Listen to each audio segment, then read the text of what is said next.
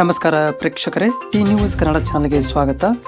ಪ್ರಿಯಾಂಕಾ ಖರ್ಗೆ ಅವರನ್ನು ಉಪಮುಖ್ಯಮಂತ್ರಿ ಮಾಡುವ ಹಿನ್ನೆಲೆಯಲ್ಲಿ ರಾಜ್ಯದ ಜನರ ಗಮನವನ್ನು ಬೇರೆಡೆ ಸೆಳೆಯುವ ನಿಟ್ಟಿನಲ್ಲಿ ಆರ್ಎಸ್ಎಸ್ ಬೆಂಬಲಿಸುವವರ ಮೇಲೆ ಕಾಂಗ್ರೆಸ್ ಸರ್ಕಾರ ವಿನಾಕಾರಣ ಕಾನೂನಾತ್ಮಕ ಕ್ರಮ ಕೈಗೊಳ್ಳುವ ಕೆಲಸ ಮಾಡುತ್ತಿದೆ ಎಂದು ಮಾಜಿ ಸಚಿವ ಬಿ ಶ್ರೀಮಲು ಆರೋಪಿಸಿದ್ದಾರೆ. ಅವ್ರು ಇದ್ದರು ಯಾರು ಮಾತಾಡಿದ್ರು ಕೂಡ ಅವ್ರನ್ನ ಪುನಃ ಅವ್ರು ಜೈಲಿಗೆ ಹಾಕೋದು, ಅವ್ರಿಗೆ ತೊಂದರೆ ಮಾಡೋದು, ನಂತರ RSS ಅಲ್ಲಿ ಯಾರೇ ಹೋದ್ರೆ ಕೂಡ ಅವ್ರನ್ನ ಕ್ರಮ ತಗೊಳೋದು.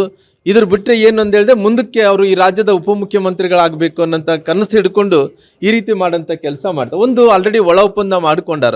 ಏನು ಆ ಒಳ ಒಪ್ಪಂದ, ಸಿದ್ದರಾಮಯ್ಯನವರು ಅದೇ ರೀತಿ ಮುಖ್ಯಮಂತ್ರಿಗಳಾಗಿ ಮುಂದುವರಿಬೇಕು.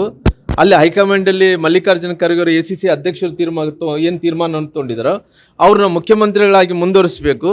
ಒಂದು ಅಜೆಂಡಾ ಏನಪ್ಪ ಅಂದರೆ ಅವ್ರ ಮಗ ಆದಂಥ ಪ್ರಿಯಾಂಕಾ ಖರ್ಗೆರನ್ನ ಉಪಮುಖ್ಯಮಂತ್ರಿಗಳಾಗಿ ಮಾಡಬೇಕು.